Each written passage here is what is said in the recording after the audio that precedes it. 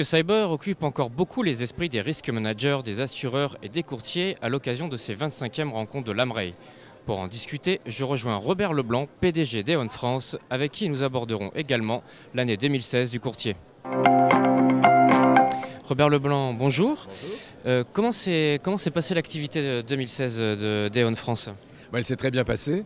On a fait une très belle année, notre plus belle année depuis longtemps, avec une très belle croissance. On parlera des chiffres un peu plus tard dans la saison, quand tout sera bouclé.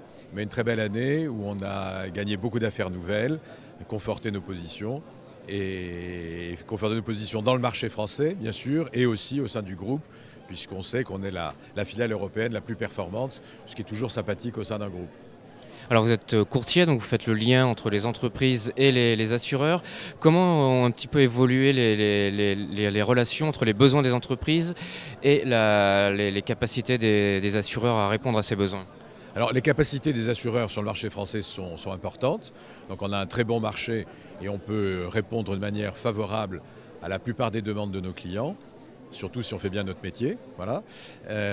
Pour être plus précis par rapport à votre question, les sujets un peu sensibles, c'est le cyber, sur lequel le marché commence à exister, les choses se mettent en place, mais on n'est pas encore au niveau, à la pleine mesure des besoins des clients.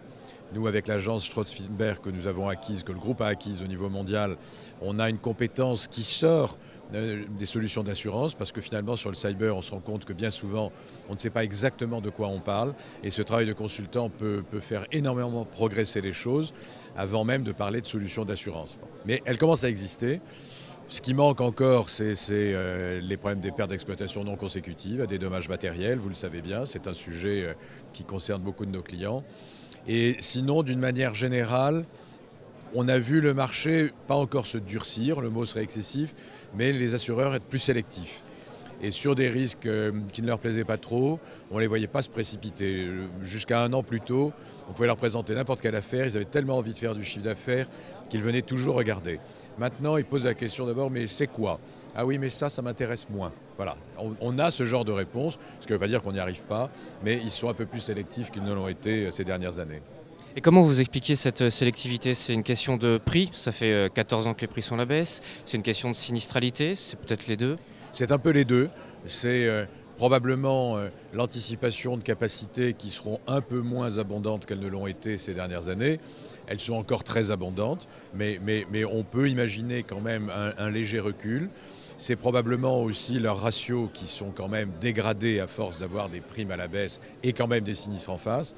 Donc, vous savez, c'est un cercle vicieux. Leur chiffre d'affaires à périmètre constant est en baisse. Pour compenser la baisse, ils vont chercher des affaires nouvelles. Pour les gagner, il faut casser les prix. Et donc, ils engrangent des affaires qui continuent de creuser les résultats techniques.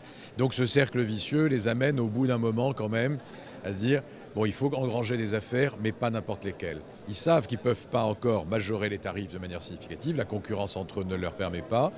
Mais ils essayent quand même de choisir un peu plus les affaires qu'ils prennent.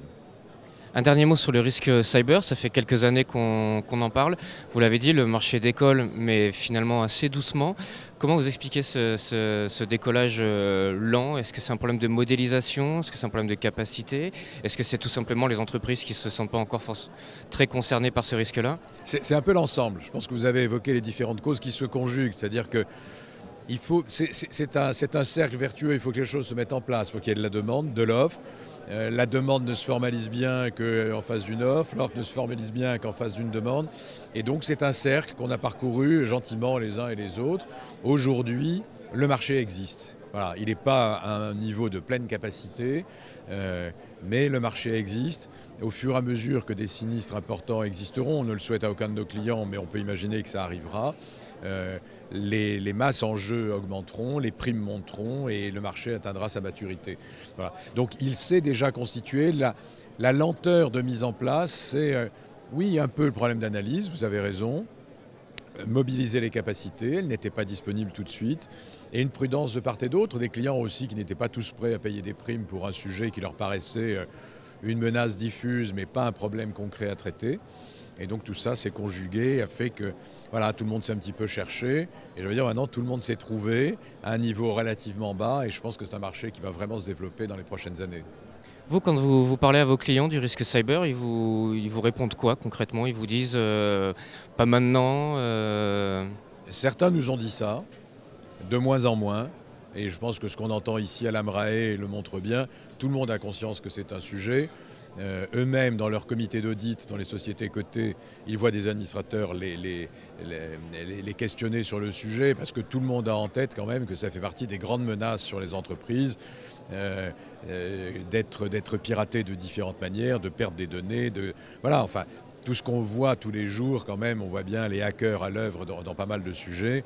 Donc la menace est présente, les comités d'audit y sont attentifs, et je pense qu'aucun risk manager aujourd'hui ne peut dire non mais ce sujet ne me concerne pas. Ensuite, la manière de le traiter, chacun évolue à son rythme, mais tous savent aujourd'hui que c'est un sujet majeur. Robert Leblanc, merci. Quant à moi, je vous retrouve très vite pour une nouvelle vidéo au cœur des 25e rencontres de l'AMRAE.